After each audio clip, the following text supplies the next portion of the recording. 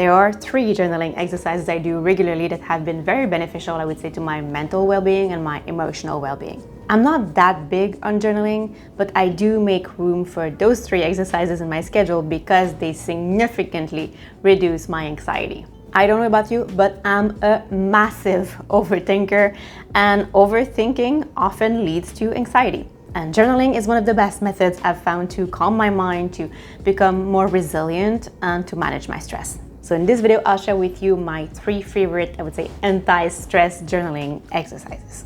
The first one is called stress journaling. I've talked about it before in another video, and it's a fantastic exercise to become more resourceful, to develop a growth mindset, and to build resilience. And all of that, of course, helps to reduce stress and anxiety.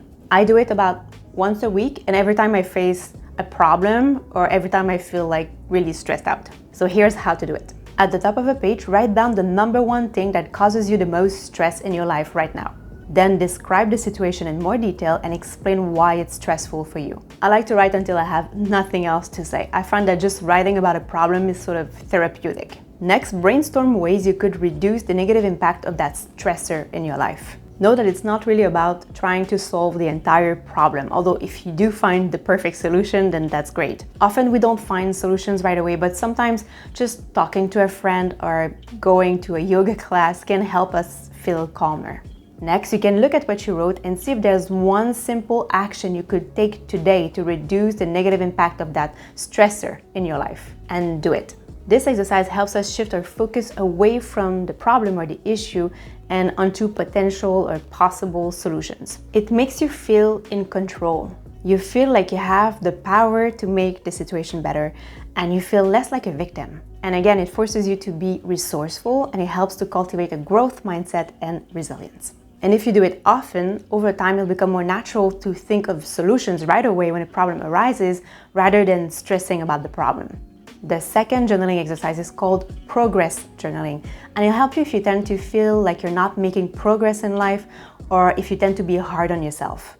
I started doing this exercise a couple of years ago, and before that, I remember that when I looked at the previous week or the previous month or year, I always wondered what I had done with my time, because I didn't feel I had made much progress toward my goals, even though it seemed that I had been busy. And it was frustrating, and it gave me anxiety. So progress journaling has helped me become more conscious of how I spend my time, and also become more satisfied with myself. So there are 3 main aspects of this exercise. First, I look at my planner and what I had planned to get done that day, and see if I did get these things done or not. Just a quick note, just for this to make sense, every evening I plan or I prepare for the following day, and I write down my number 1 priority and then maybe 2 or 3 secondary tasks that I'd like to get done if I have time. So the first thing I do when I do progress journaling in the evening is to look at if I did get those tasks done or not, and if not, then I say why.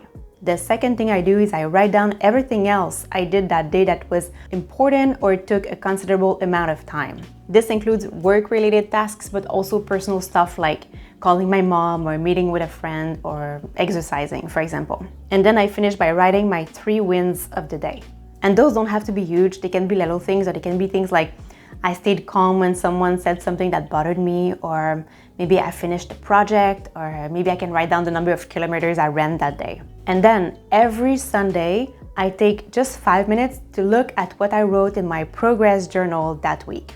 This simple exercise has reduced my time anxiety by making me more conscious of how I spend my time. I also feel better about myself because I'm more conscious of the progress I make toward my goals and vision. I highly encourage you to give it a try. It's an exercise I share with many of my coaching clients who feel the same way, like they don't make any progress, and they always tell me that it's been very helpful to them. And the last journaling exercise is a bit lighter and more relaxing, and it's called What is Well journaling.